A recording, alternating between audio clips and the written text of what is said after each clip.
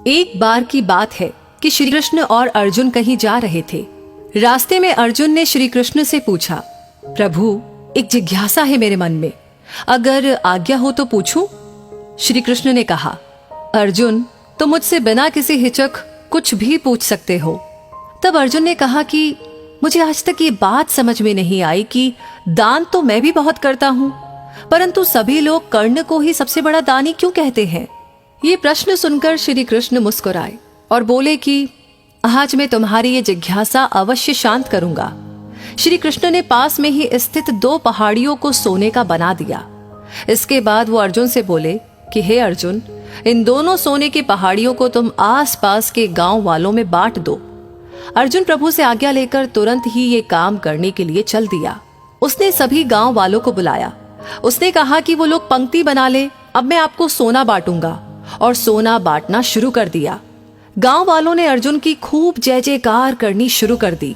अर्जुन सोना पहाड़ी में से तोड़ते गए और गांव वालों को देते गए।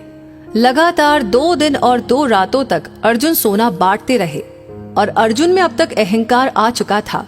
गांव के लोग वापस आकर दोबारा से लाइन में लगने लगे थे। इतने समय पश्चात अर्जुन काफी थक चुके थे। जिन सोने की पहाड़ियों से अर्जुन सोना तोड़ रहे थे, उन दोनों पहाड़ियों के आकार में जरा भी कमी नहीं आई थी।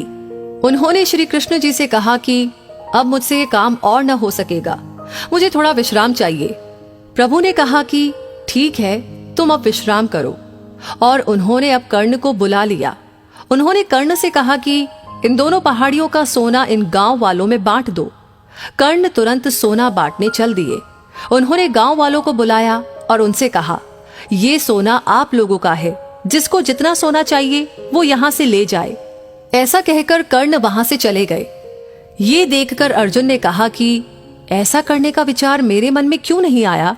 इस पर श्री कृष्ण ने जवाब दिया कि तुम्हें सोने से मोह हो गया था। तुम खुद ये निर्णय कर रहे थे कि किस गांव वाले को कितनी जरूरत है, उतना ही सोना तुम पहाड़ी में से खोद कर उन्हें दे रहे थे। तुम में दाता होने का भाव आ गया था। दूसरी तरफ कर्ण ने ऐसा नहीं किया। वो सारा सोना गांव वालों को देकर वहां से चला गया। वो नहीं चाहता था कि उनके सामने कोई उनकी जय जयकार करे या प्रशंसा करे।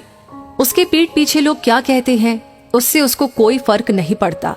ये उस आदमी की निशानी है जिसे आत्मज्ञान हासिल हो चुका है। इस तरह श्री कृष्ण ने खूबसूरत तरीके से अर्जुन के प्रश्न का उत्तर दिया। अर्जुन को भी अब अपने प्रश्न का उत्तर मिल चुका था। दान देने के बदले में धन्यवाद या बधाई की उम्मीद करना भी उपहार नहीं, सौदा कहलाता है। यदि हम किसी को कुछ दान या सहयोग करना चाहते हैं तो हमें ये बिना किसी उम्मीद या आशा के करना चाहिए, ताकि ये हमारा सत्कर्म हो, न कि हमारा अहंकार। इस कहानी के बारे में आप क्या कहना चाहते हैं, हमें कमेंट बॉक्स में लिख करके जरूर शेयर करें। और ऐसी कहानियां आगे सुनने के लिए हमारे पेज को फॉलो करना बिल्कुल ना भूलें। साथ ही साथ आपने ऑलरेडी लाइक कर दिया है तो प्लीज इसे शेयर जरूर करें। धन्यवाद।